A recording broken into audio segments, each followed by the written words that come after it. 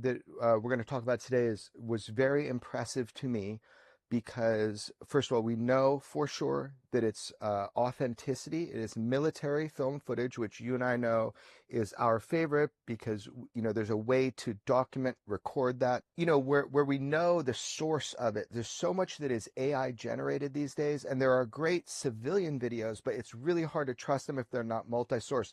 These sensor systems the military have accumulate more data. So even though it's not like an iPhone image, you're seeing black and white, some people made a joke, it looks like Pong, right? Some of these look like Pong. And I get that. But what you're seeing is more visual data than you would through normal camera systems. We are not video analysts. We're not image analysts. We claim no expertise on that. So the best videos that we can provide are those in which the U.S. military determines what category these things fall in. And if they didn't call them UAPs, we wouldn't be presenting them as UAPs. That determination is made by our Department of Defense, now our Department of War. They make the call on that. We're just sharing it and hoping that we can get additional information after we make these things public. And they didn't just call them UAP, they designated them UAP, and they put them in a separate archive for UAP. It's funny because you look at Arrow, and they're trying to, kind of solve these cases, and everything they put online, it's not that spectacular. So when we get something that shows one of the 5 observables, I don't get if Arrow really wants to, kind of inform the public, if we're showing better videos than them, why don't they go get the goodies, the good ones that are labeled UAP, and bring them out and analyze them? So with that said, this one really struck me. When I first saw it, it appeared to me like it was triangular in shape. But then after watching through it, there was unique movement that broke that form. And I think that that's what's interesting to me about the video. This is a military recorded, sensor generated image of what looks like a triangular UFO, like one big triangular craft with dots on each of the 3 ends. And clearly you watch this, that's not what it is. And that's at first glance. If we just had a still image, I'd be like, that looks like a triangle-shaped craft.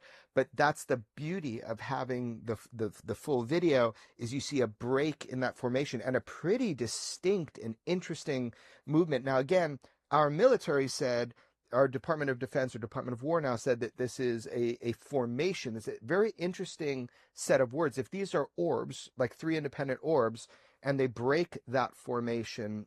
So let's play the video for everybody, but also let's look at it and just kind of see what we think. The following UAP video has no audio. We recommend our audio listeners to watch the full video version of this episode.